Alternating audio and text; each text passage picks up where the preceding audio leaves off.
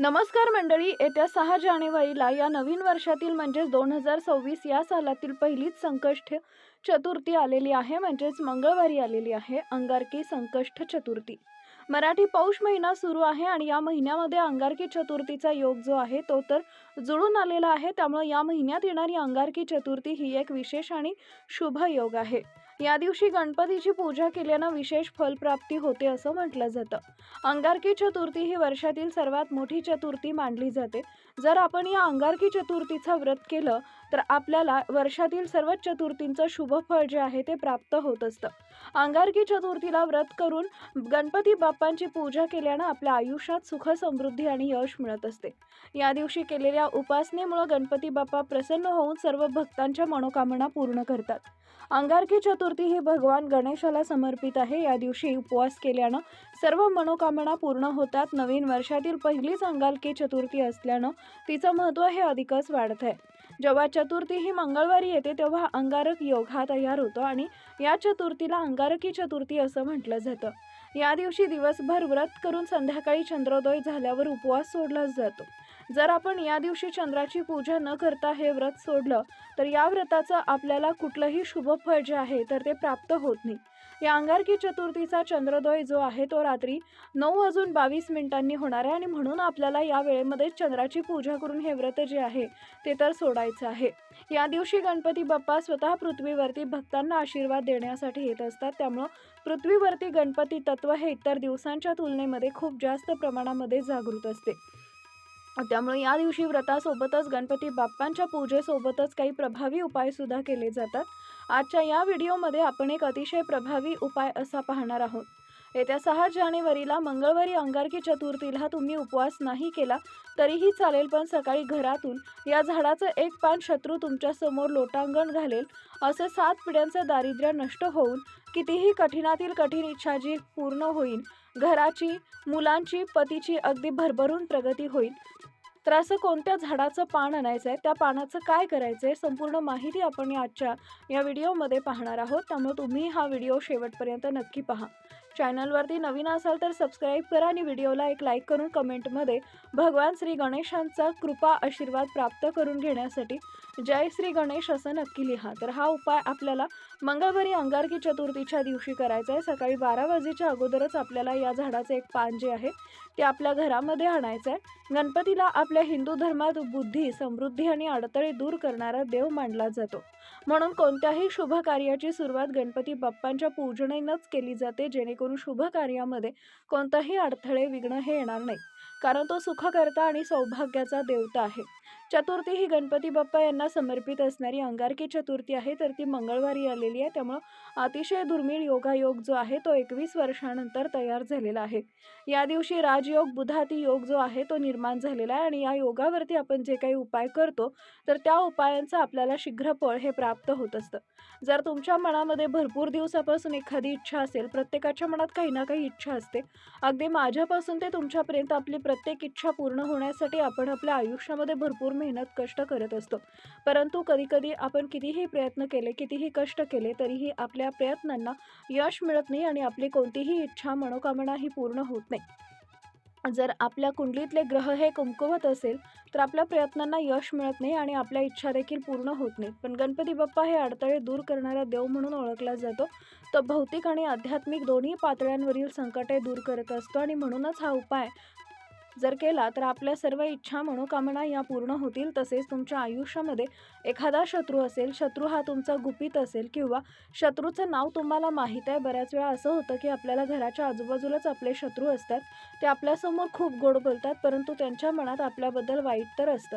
ते शत्रू नेहमी आपलं वाईट कसं होईल यासाठी प्रयत्न करत असतात. असा शत्रू जो आहे तो नष्ट करणे होण्यासाठी, शत्रूचा त्रास कमी होण्यासाठी देखील हा उपाय खूप प्रभावी मानला जातो. गणपती बाप्पांना बुद्धी, समृद्धी आणि सौभाग्याची देवता मानली जाते. गणपती बाप्पा हे 14 विद्या आणि 64 कलांचे अधिपती आहेत. त्यामुळे जर तुम्हाला कोणत्याही क्षेत्रामध्ये यश मिळत नसेल, एखादा उद्योग, व्यवसाय आहे किंवा नोकरी आहे त्यामध्ये तुम्हाला यश मिळत नसेल, त्या व्यवसायामध्ये तुमची वृद्धी होत नसेल तर हा उपाय तुम्ही आवर्जून करा. यामुळे तुमचा उद्योग, व्यवसाय हा चांगला चालू लागेल. तुमच्या घरामध्ये ज्या काही अडचणी सुरू आहेत, जे काही संकट आहेत, मुलांची प्रगती होत नाहीये, घरामध्ये सतत पैशांच्या आर्थिक अडचणी येत असतील किंवा घरामध्ये कोणतंही शुभकार्य निर्विघ्नपणे पार पडत नसेल, तर तुम्ही हा एक उपाय जो आहे तो अंगारकी चतुर्थीला आवर्जून करा. अतिशय प्रभावी आणि सात्विक उपाय आहे. हा उपाय केल्यानं तुमच्या जीवनातील सर्व समस्या ह्या 100% दूर होतील. उपाय करण्यासाठी तुम्हाला या दिवशी सकाळी लवकर उठायचं आहे, स्वच्छ स्नान करायचं आहे. अंघोळीच्या पाण्यामध्ये तुम्हाला थोडंसं लाल चंदन आणि अगदी चिमूटभर अक्षता टाकायच्या आहेत आणि त्या पाण्यानं स्नान करायचं आहे. कारण हा दिवस अतिशय पवित्र असतो. आपलं शरीर देखील पवित्र असावं, शुद्ध असावं, प्रसन्न असावं म्हणून या वस्तू टाकून स्नान करायचं आहे. त्यानंतर तुम्हाला तुमच्या देवघरामध्ये असणाऱ्या गणपती बाप्पांच्या मूर्तीवरती शुद्ध पाण्यानं, दुधानं, पंचामृतानं जे काही शक्य होईल त्यानं अभिषेक हा करायचा आहे. गणपती बाप्पांना दुर्वा, जास्वंदांची फुलं, धूप-दीप, अगरबत्ती लावून वातावरण प्रसन्न करायचं आहे. गणपती बाप्पांची सुखकर्ता दुःखहर्ता ही आरती करायची आणि त्यानंतर तुम्हाला हा उपाय करायचा आहे. जर तुम्ही विधिवत गणपती बाप्पांना प्रसन्न करून घेतले तर बाप्पा तुमच्यावरती प्रसन्न होतील. यानंतर जो तुम्ही काही उपाय करणार आहात त्या उपायाचा बाप्पा तुम्हाला शीघ्र फळ देईल. आपल्या वास्तुशास्त्रामध्ये अशी काही झाडं-झुडपं सांगितली आहेत, त्यामध्ये साक्षात देवी देवता वास करत असतात. त्या झाडांमध्ये एक दैवी शक्ती असते आणि विशेषतः स्थितीवरती त्या झाडासंबंधित आपण काही उपाय केले तर ती दैवी शक्ती आपल्याला प्राप्त होत असते आणि आपल्या जीवनातील समस्या दूर होत असतात. असंच एक दैवी शक्ती असलेलं झाड आहे ते म्हणजे जास्वंदाचं झाड. आपल्या सर्वांनाच माहीत आहे की जास्वंदाची फुलं ही बाप्पांना अतिशय प्रिय आहेत. या जास्वंदाच्या फुलाशिवाय बाप्पांची पूजा ही देखील पूर्ण होत नाही. बाप्पांना फक्त जास्वंदाची फुलंच नाही तर या झाडांची पानं देखील अतिशय प्रिय आहेत आणि म्हणून आपल्याला ज्या झाडाला लाल जास्वंदाची फुलं येतात त्या झाडाचं एक पान तोडायचं आहे. पान घेताना चांगलं घ्यायचं आहे, त्याला देठ असेल, कुठेही फाटलेलं नसेल असं एक चांगलं पान तुम्हाला घ्यायचं आहे आणि त्या पानासोबत तुम्हाला त्या झाडाची एक छोटीसुद्धा काडी घ्यायची आहे. त्यानंतर हे पान आपल्या देवघरामध्ये आणायचं आहे, स्वच्छ धुवून काढायचं आहे, देवघरासमोर बसायचं आहे आणि त्यानंतर त्या पानावर तुम्हाला लाल चंदनानं तुमची इच्छा ती लिहायची आहे. अगदी 2 ते 3 शब्दांमध्ये तुम्हाला तुमची इच्छा लिहायची आहे. जसं की नोकरी प्राप्तीबद्दल असेल, नोकरी मिळवण्यासाठी असेल, नोकरी प्राप्ती, शत्रू नष्ट होण्यासाठी, मुलांची प्रगती, पतीची प्रगती, घरातील दोष दूर करण्यासाठी जी काही तुमची समस्या असेल त्या पानावरती तुम्हाला कुंकवानं किंवा लाल चंदनानं लिहायचं आहे. कुंकवामध्ये किंवा चंदनामध्ये थोडंसं पाणी टाकून गंध तयार करा आणि त्यानंतर जास्वंदाच्या झाडाच्या काडीनं तुम्हाला त्या पानावरती इच्छा लिहायचं आहे. त्यानंतर हे पान जे आहे ते आपल्या गणपती बाप्पांसमोर ठेवायचं आहे. ठेवताना देठ हा गणपती बाप्पाकडे येईल अशा पद्धतीनं तुम्हाला हे पान ठेवायचं आहे. यानंतर या पानावर तुम्हाला 21 ध्रुवा बाप्पांना अर्पण करायचे आहेत. एक लाल जास्वंदाचं फूल अर्पण करायचं आहे. 11 अखंड तांदूळ घ्यायचे आहेत, कुठेही तुटलेले फुटलेले नसावेत. अखंड तांदूळ तुम्हाला घ्यायचे आहेत आणि त्या तांदळाला हळद आणि कुंकू लावून लाल पिवळ्या अक्षता तयार करायच्या आहेत. या अक्षता आपल्या उजव्या हातामध्ये आपल्याला घ्यायच्या आहेत आणि 16 वेळा तुम्हाला ओम श्रीम विघ्नहर्ताय नमः हा मंत्र म्हणायचा आहे. आणि या अक्षता तुम्हाला त्या जास्वंदाच्या पानावरती बाप्पांसमोर अर्पण करायच्या आहेत. यानंतर बाप्पांना हळदी कुंकू अक्षता अर्पण करायचे आहेत. धूप-दीप अगरबत्ती ओवाळून घ्यायची आणि तिथंच बाप्पांसमोर बसून तुम्हाला 3 वेळा अथर्व शीर्ष गणपती पठण करायचं आहे आणि 1 वेळ गणपती बाप्पांचं संकट नाशन स्तोत्राचं पठण करायचं आहे. यानंतर दोन्हीही हात जोडून आपली इच्छित मनोकामना करायची आहे.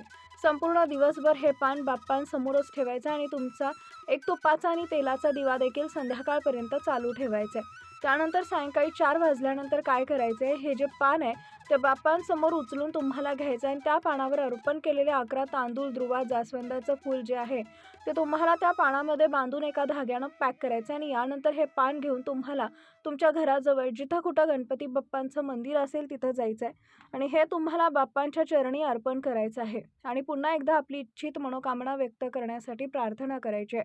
अशा पद्धतीनं हा उपाय जो आहे तो तुम्हाला अंगारकी चतुर्थीला करायचा आहे. अतिशय प्रभावी उपाय आहे, तुम्ही नक्की करा. हा उपाय केल्यानं तुमच्या सर्व इच्छा मनोकामना पूर्ण होतील. आयुष्यातील सर्व समस्या या दूर होतील. अतिशय महत्त्वपूर्ण माहिती मला तुमच्यापर्यंत पोहोचवायची होती.